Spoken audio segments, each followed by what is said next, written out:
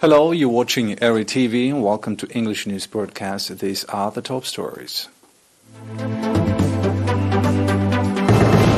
Financial support extended to the National Association of Eritrean War Disabled Veterans. Potable water project being undertaken in Hagaz subzone. Ukraine's first shipment reached Turkey. And Algeria wishes to join the BRICS.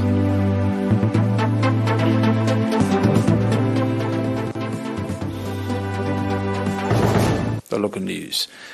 Eritrean nationals in the UK and Canada extended financial support to the National Association of Eritrean War Disabled Veterans.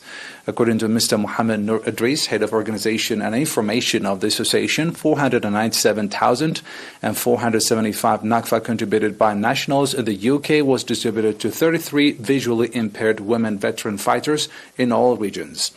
Stating that female war disabled veterans have dual challenges, Mr. Gabrabrhan Iyasu, chairman of the association, commended the initiative the nationals took and called on others to follow their noble example in improving the livelihoods of war disabled veterans. The beneficiaries expressed appreciation for the support being extended by the government and nationals inside the country and abroad. Likewise, nationals residing in the Canadian cities of Calgary and Toronto contributed 62,994 nakfa as well as 22,251 nakfa respectively in support of the National Association of Eritrean War Disabled Veterans. The potable water project put in place in the administrative areas of Fana and Adenusur, Hagaz subzone is significantly contributing and improving the daily lives of the residents. This is according to reports, stating that previously they were compelled to travel long distances to fetch water for their consumption and for their livestock. The residents said that with the potable water project put in place in their backyard, their problem has been resolved. The potable water project operating with solar system includes a reservoir with a capacity of holding over 400 barrels of water, as well as 2 water distribution centers, is expected to serve the residents of the villages of Ichet Zaada, Shila Shai, and Adenusur and Hashfara as well. Commendable developmental activities are being conducted in the Northern Red Sea region. This is according to Mr. Fashadzion Teki'e, coordinator of the Students' Summer Work Program in the region. Mr. Fashadzion said 1,500 students, 25 coordinators, as well as 25 agricultural experts are participating in the program in the subzones of Nafa, of Abet, Karora, and Ginda. Mr. Fashadzion also said that so far 2,100 meters of terraces as well as 5,000 meters of water diversion schemes have been constructed and about 30,000 tree seedlings have been planted in the subzones of Nafa, of Abet, and Ginda. Pointing out that out of the 1,300 tree seedlings planted last year, 50% are in good condition. Engineer Kaseta Gabretinsa, agricultural expert in the subzone, called on the public to conduct sustainable follow-up on the condition of the newly planted tree seedlings.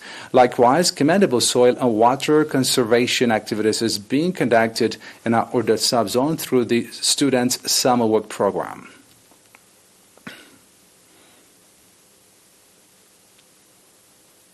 We have an announcement from the Ministry of Health. 13 patients have been diagnosed positive for COVID-19 tests carried out today at testing station in the Central region. On the other hand, 17 patients who have been receiving medical treatment in hospital in the Central region have fully recovered and have been discharged from the facility. The total number of recovered patients has accordingly increased to 9,854, while the number of deaths stands at 103, and the total number of confirmed cases in the country to date has increased to 10,087. Minister of Health, Asmara, August 3rd, 2022.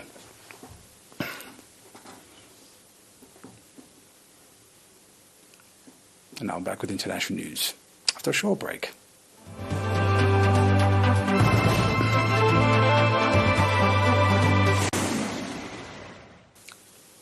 Welcome back. The first grain ship to depart Ukraine has arrived in Turkish waters and completed inspections. This according to Ankara. carrying 26,000 tons of corn. The Ranzoni was inspected by officials from Russia, Ukraine, Turkey, and the UN. It's unclear how quickly the ship would be able to sail onwards to Lebanon, its final destination.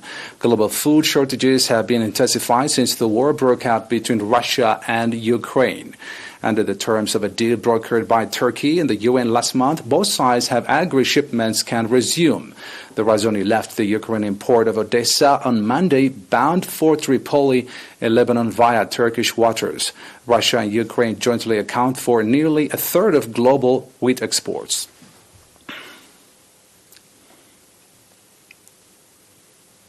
Algeria is interested in joining the BRICS, the economic bloc of developing countries, which includes Brazil, Russia, India, China, and South Africa. The appeal was publicly made by the Northern Africa leader Abdelmadjid Tebboune during a TV interview broadcast last Sunday. Algeria's president said the club was an economic and political power that permitted to move away from the attraction of the two poles. According to the CI's World Fact Book, the bloc represents 42% of the world's population and accounts for over 31% of the world GDP. The latest number to join the group was South Africa in 2011. Last Sunday, Tebboune also said good news could quickly come, but events shouldn't be anticipated. The leader took part in a video conference between the BRICS members at the end of June. A reminder of the top stories.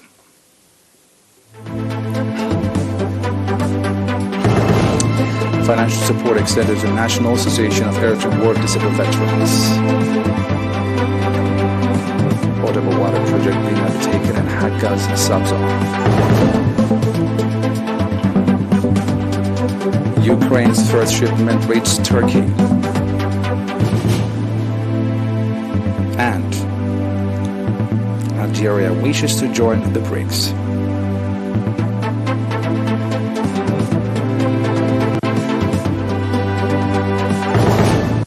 That's it for today.